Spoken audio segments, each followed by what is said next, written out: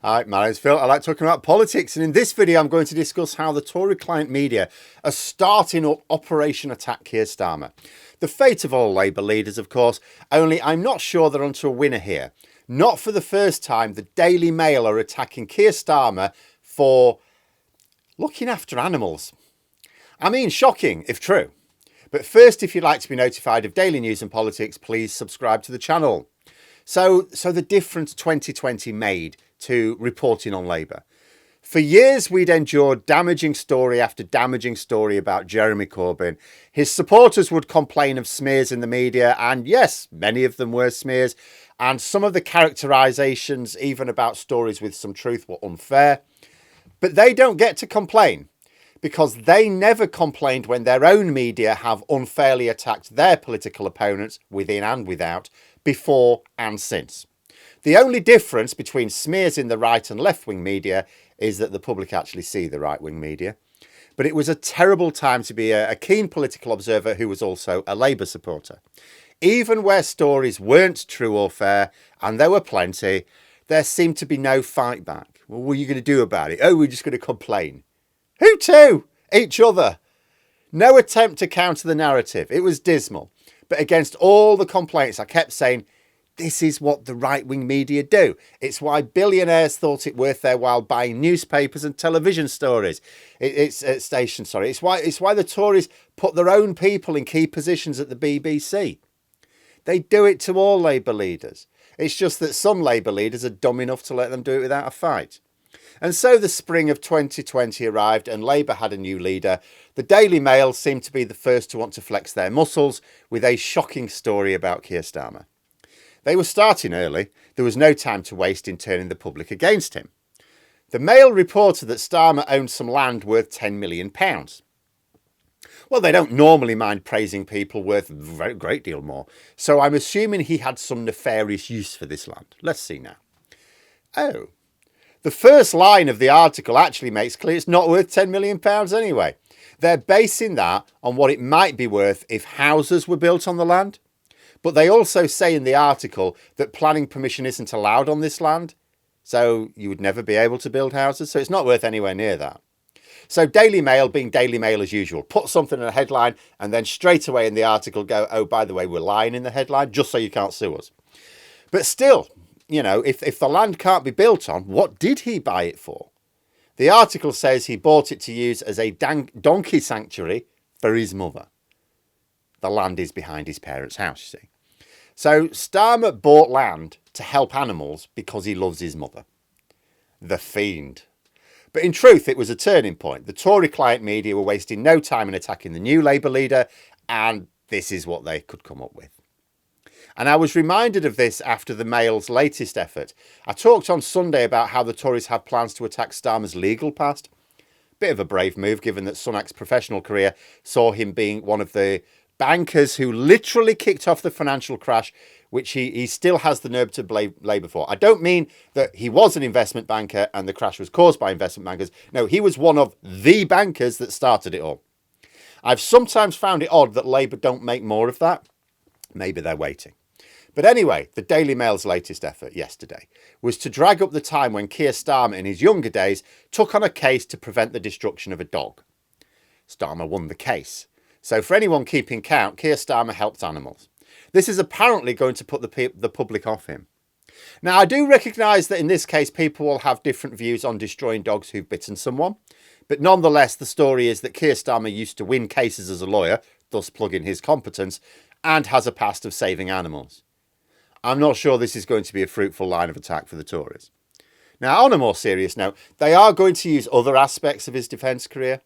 They'll be dragging up cases where he defended, say, violent criminals.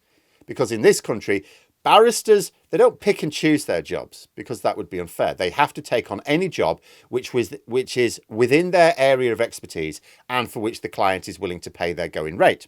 In other words, barristers don't choose their cases, and it's important that everyone has representation in court. How would you like it, for example, if you were up in court and no barrister would take your case on, even if you were willing to pay? That's not justice. So the only way to make sure that everyone has justice is you have a system whereby defence barristers have to accept any case within their area of competence and where the fees will be paid. This, of course, means that defence barristers will defend guilty people, and obviously guilty people. And good defence barristers will sometimes defend very notoriously guilty people, because the guiltiest and most powerful people want the best barristers to give them some chance. For example, Lord Panic KC had to defend Boris Johnson earlier this year at the Privileges Committee because of the same rule. He had no say in the matter, he didn't want to. Boris Johnson was willing to pay the fee. I'll say that, we paid the fee, but his fees were going to be paid. It was within his area of expertise, and therefore he had to take the job on. But I'm not sure how well this will work as an attack line. I appreciate that most people don't know about how our criminal justice system works, but the more they try to push stuff like this, doesn't it make it more likely that they're going to start to learn more? Because they'll hear explanations, not least from Starmer himself in interviews, as well as other senior members of the Labour Party. And this line of attack, like even where it works, at best says that Keir Starmer stood up for terrible people. Whereas the attack lines that Labour have for senior Tories is that they are the terrible people. There's like no guilt by association to it. Rishi Sunak is actually one of the bankers who kicked off the banking crisis in this country. If we'd prosecuted those responsible, as we should have, Sunak may well have been personally in the frame for a bit of a visit to court himself. Rishi Sunak is actually the one filmed saying that he personally took money from deprived areas and gave it to affluent areas. He is actually the one who concealed conflicts of interest with budgets and government contracts. He is actually the one who personally denied any COVID support for 3.8 million freelance workers and was filmed saying that he did it, and he did it for political reasons. Labour don't need to waste time with attacks on the level of, oh, this guy once sold a newspaper to someone of dubious repute. Sunak is the someone of dubious repute. Whereas the worst they can do against Starmer is say that he defended people in a professional capacity who turned out to be guilty. But he also prosecuted people who turned out to be guilty. Some of them were Tories. I would not mind him coming back with that in the election campaign itself. I mean, one of his big lines for the election is cleaning up politics. You know, well, he prosecuted politicians who fell foul of the expenses scandal a few years ago. And actually, most of them were Labour MPs. So he has the background to show that he will clean up politics across the board. There'll be nothing party political about it. It's also been Labour's plan for some time to plug Starmer's credentials as a lawman, because the Tories are usually, oh, we're the party of law and order. It's like, well, do you know what? We're led by a lawyer. The idea that they won't have been preparing to counter what are ultimately false or misleading claims about his career, that would be laughable. Of course they will have been. I mean, one thing you can say about Labour recently, they've been quite good on the detail of strategy. Not infallible. I think they messed up at Uxbridge, but they have been pretty good. The Tory client media might end up just playing into Labour's hands here. Certainly a high-risk strategy for them. You know, fighting on a platform that Starmer wants to fight on. It's a bit like that, you know, that 2-week Beergate barrage they tried to run a couple of years ago, which only ended up enhancing Starmer's image with voters.